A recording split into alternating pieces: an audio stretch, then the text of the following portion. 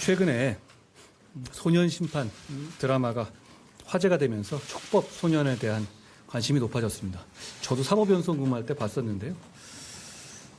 여기서 촉법 소년이라는 말은 형벌 법령에 저촉되는 행위를 한 10세 이상, 14세 미만의 연령에 있는 국민을 말하는 것이고요. 이 경우에는 형사 미성년자이기 때문에 형사처벌을 받지 않고 살인을 하더라도 아무리 중한 범죄를 저지르더라도 최장 2년의 소년원 송치를 처분으로 종결돼서 국민의 법 감정과 현실에 맞지 않는다는 지적이 있었습니다.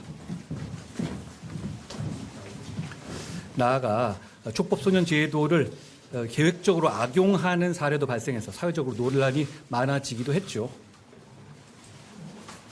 그런 과정 속에서 저희 법무부는 소년범죄 종합 대책이 필요하다는 판단을 하게 된 겁니다. 이에서 저희가 제 뒤에 계셨던 소년 저희가 촉법 소년 연령 기준 현실화 TF를 지난 6월에 구성했습니다.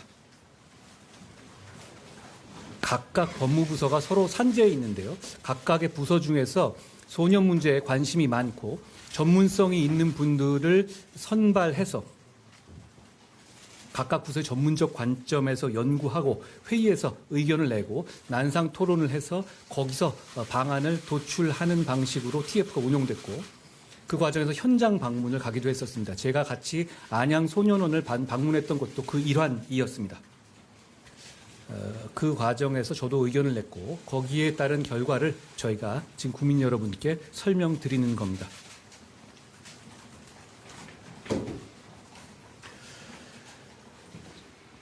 저희는 단순한 엄벌주의나 연령 하향이 오늘 말씀드리는 그 주가 아니라는 점을 말씀드립니다.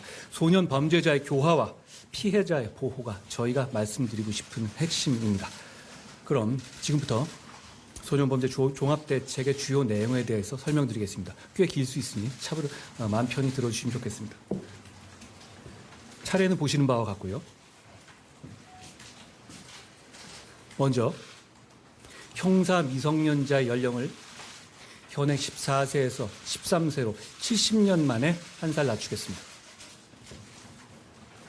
이와 같이 형사 미성년자 연령의 하향을 추진하게 된 배경에 대해서 제가 말씀드리겠습니다. 최근 촉법 소년의 범죄가 증가하고 있고 범행 수법이 흉포화되고 있는 것이 통계적으로 확인되고 있습니다. 그리고 촉법 소년의 제도를 범행에 적극적으로 악용하는 사례 등으로 인해서 그러니까 촉법 소년을 데려다가 범행을 시키는 경우까지도 있었죠. 연령 기준을 현실화해야 한다는 여론이 증가했습니다. 올해 6월에 실시한 촉법 소년 연령 하향에 관한 여론조사 결과에 따르면 답변자 중에 약 80% 정도 되는 국민이 촉법 소년의 연령 하향에 찬성한 바 있는 등 소년 흉악 범죄로부터 국민을 안전하게 보호할 필요성이 증대됐습니다. 물론 여론이 찬성한다는 이유만으로 이 문제를 결정하겠다는 결코 아닙니다. 다만 지난 70년간 바뀌지 않은 이 제도를 변경할 만한 사회적 공감대가 형성되어 있다는 점을 말씀드리는 겁니다. 잘 아시다시피 지난 대선 과정에서 여야 대선 후보 모두 촉법소년 연령 하향을 공약으로 내세웠고 여당과 야당 모두 촉법소년의 연령 하향에 관한 법률안을 제출한 바 있습니다. 그렇기 때문에 정치적 문제 내지는 합의의 문제라기보다 과연 이것이 그럴 만한 논거가 있는 것인지 그럴 만한 이유가 있는 것인지를 고민할 단계라고 보고 지금부터 저희가 어떤 근거에서 이런 수치를 냈는지를 설명드리겠습니다. 형사 미성년자의 연령 하향 필요성에 대해서 먼저 설명드립니다. 먼저 촉법 소년의 범죄가 분명히 증가하고 있습니다. 전체 소년 인구는 아시다시피 감소하고 있잖아요. 그러니까 왜 이걸 같이 봐주셔야 되는 게 인구는 줄어드는데 범죄 수가 늘어나는 겁니다. 그러니까 실제로는 상당히 늘어나고 있는 것이다 라고 이 비교해서 생각해 보시면 좋을 것 같습니다. 전체 소년 인구는 감소 추세에 있음에도 불구하고 수촉법 소년의 범죄는 2017년에 7,897건에서 2021년에 12,502건으로 증가했습니다. 특히 촉법 소년에 의한 살인, 성폭력 범죄 등 강력 범죄가 매년 지속적으로 발생하고 있습니다.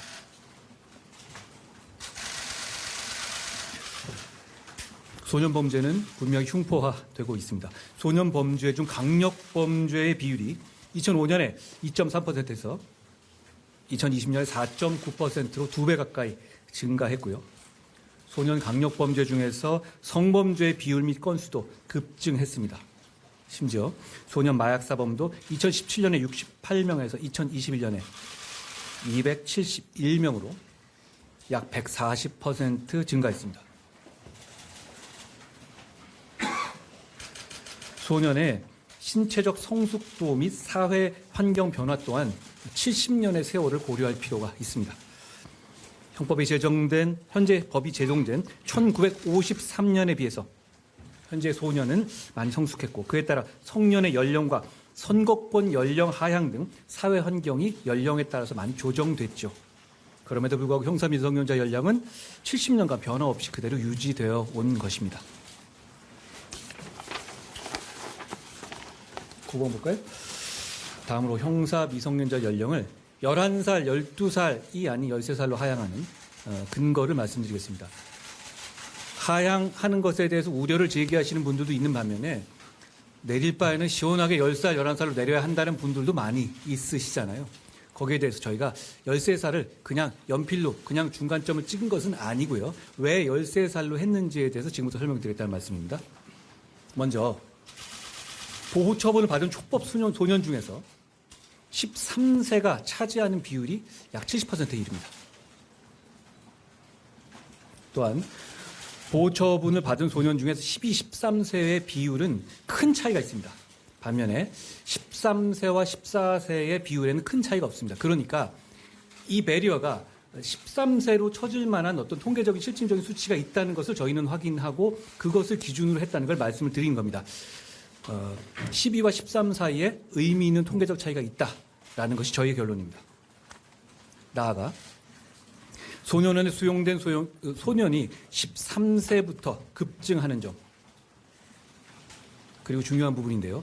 우리나라 학제가 13세를 기준으로 초등학교와 중학교를 구분하고 있다는 점도 깊이 고려됐습니다.